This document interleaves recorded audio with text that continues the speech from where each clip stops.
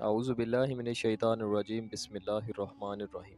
M Z info zone کے ناظرین السلام علیکم۔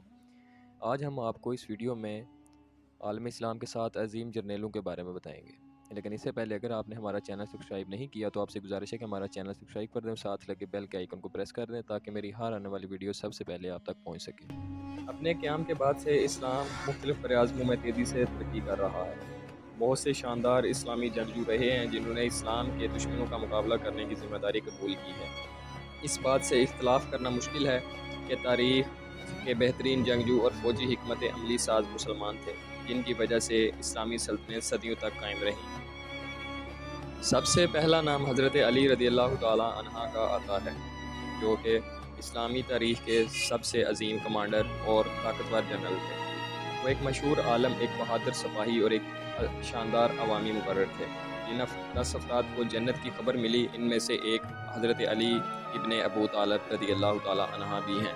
حضرت علی رضی اللہ تعالی عنہ کی بہادری کی پہچان تھی۔ 9ویں ہجری میں جنگ تبوک کو چھوڑ کر جہاں رسول اللہ صلی اللہ علیہ وآلہ وسلم نے حضرت علی رضی اللہ تعالی عنہ کو شہر کا گورنر مقرر کیا تھا، آپ نے اس دوران ہونے والی کفار کے خلاف ہونے والی تمام جنگوں میں حصہ لیا۔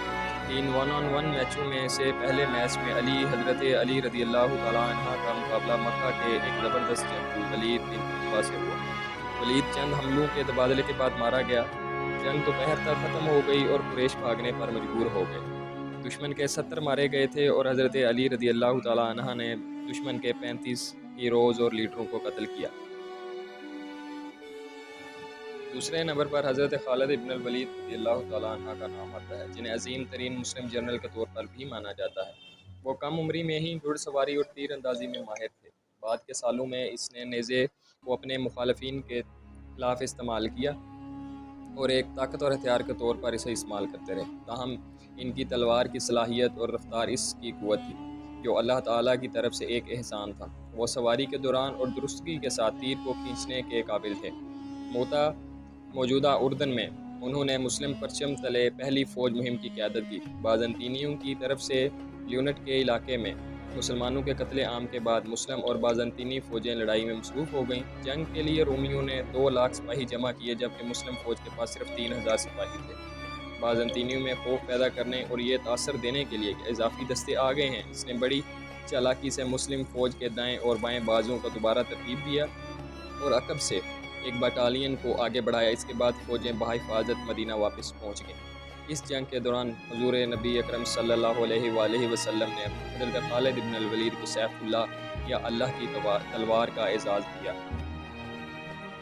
تیسرے نمبر پر طارق ابن زیاد کا نام آتا ہے، جس کو تاریخ کے سب سے طاقتور مسلم حکمران کا اعزاز بھی حاصل ہے۔ تاریخ اسلام میں طارق بن زیاد کا شمار اہم ترین فوجی رہنماؤں میں ہوتا ہے۔ 10,000 بربر جنہوں نے اسلام قبول کیا اور 300 عربوں نے طارق کی فوج بنائی جو جبرالٹر پہنچی۔ کیا طارق بن زیاد نے دیکھا کہ مسلمانوں کی صفیں ان کے سامنے موجود بڑی اپوزیشن کی وجہ سے قدرے خوفزدہ ہو رہی ہیں، تو اس نے مجاہدین کو متحرک اور تاریخی تکبیر کرنے سے پہلے جہازوں کو فائر کرنے کا حکم دیا۔ 28 رمضان 92 ہجری کو بادشاہ روڈ مارک مارا گیا تو اس کی فوج کو گواٹی کی جنگ میں شکست ہوئی۔ شاندار فتح کے بارے میں جاننے کے بعد کمانڈر موسیٰ بن نصیر 18,000 افراد کی ایک دوسری کافی فوج کے ساتھ اسپین کی طرف تیزی سے روانہ ہوئے۔ نتیجے کے طور پر جزیرہ نما آئیبرین کے 2/3 سے زیادہ حصے پر دونوں جرنیلوں کا قبضہ تھا۔ پیرینیوں کو بلاخر صاف کر دیا گیا اور لیونز فرانس پر قبضہ کر لیا گیا۔ 711 سے 1492 تک مسلمانوں نے اسپین پر حکومت کی، جس کا عرصہ 750 سال سے زیادہ محیط تھا۔ اسپین پر طارق کا حملہ قرون وسطیٰ کی جنگ کی تاریخ میں اس کی تیز رفتاری اور زبردست کامیابی کی وجہ سے ایک خاص مقام رکھتا ہے۔ اور اب نام آتا ہے عثمان غازی، اسلام تاریخ کا بہترین جنگجو۔ عثمانی سلطنت عثمان اول نے قائم کی تھی، جسے کبھی کبھی عثمان غازی یا زیادہ تر عثمان کے نام سے جانا جاتا ہے۔ عثمان کے بارے میں حقائق بہت کم ہیں اور اس کے درمیان بہت کم ہیں، کیونکہ ان کی زندگی کے دوران لکھے گئے بہت سے تاریخی دستاویزات نہیں رہے۔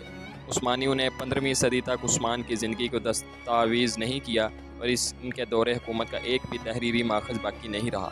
فتح جنگجو کے طور پر عثمان کی کامیابی فوجی نقطۂ نظر سے اس کی بیلک کے مقام سے بہت متاثر ہوئی۔ عثمانیوں نے ان کے دور حکومت میں اپنے خانہ بدوش قبائلی ڈھانچے سے ہٹ کر مستقبل بنیادیں قائم کرنے میں نمایاں پیش رفت کی، جس کے نتیجے میں وہ اپنی پوزیشن کو مضبوط کرنے میں کامیاب ہو گئے اور تیزی سے ایک وسیع اور طاقتور سلطنت بن گئے۔ اور 5ویں نمبر پر عبد الکریم کا نام آتا ہے۔ شمالی افریقہ میں ہسپانوی اور فرانسیسی کنٹرول کے خلاف رائف جنگ جو 1922 سے 1926 تک رہی کے دوران عبد الکریم نے بربر فوجیوں کی قیادت کی۔ وہ ایک باصلاحیت حکمت عملی اور منتظم تھے جنہوں نے آزادی کی جدوجہد کی قیادت کی، جس نے انہیں ایک مسلم ہیرو بنا دیا۔ 300 سے زیادہ قیدیوں کو قید کر لیا گیا، تقریباً 8000 سے 10,000 ہسپانوی فوجی مارے گئے، اور وہ تمام علاقہ جو اسپین نے پورٹوریر کے مشرقی حصے میں حاصل کیا تھا واپس کر لیا گیا۔ عبد الکریم اور اس کی تحریک کو بین الاقوامی منظرنامے پر ان کے ہسپانوی کے خلاف سالانہ میں شاندار فتح کے ذریعے شروع کیا گیا۔ عالم اسلام میں وہ ایک ہیرو کے طور پر منائے گئے اور عالمی سطح پر وہ ایک بہادر سپاہی کی مثال بن کر کھڑے ہوئے جو یورپی استعمار کا ڈٹ کر مقابلہ کیا۔ 6 نمبر پر ٹیپو سلطان کا نام آتا ہے، جو ایک بہترین مسلم فاتح تھے۔ حیدر علی کا بیٹا ٹیپو 1750 میں دیونا ہلی میں پیدا ہوا اور اس کا نام ٹیپو مستان اولیاء آف آرکوٹ رکھا گیا۔ اپنے دور حکومت میں اس نے بہت سی انتظامی تبدیلیاں کی۔ اس نے لوہے کی کیسز کے ساتھ میسورین راکٹوں کی تعداد میں اضافہ کیا اور فتح المجاہدین ایک فوجی ہینڈ بک کی منظوری دی۔ اینگلو میسور جنگوں کے دوران اس نے راکٹوں کا استعمال برطانوی پیش قدمی اور ان کے اتحادیوں کو روکنے کے لیے کیا، خاص طور پر پولیولور کی جنگ اور سری رنگا پٹنا کے محاصرے میں استعمال کیا۔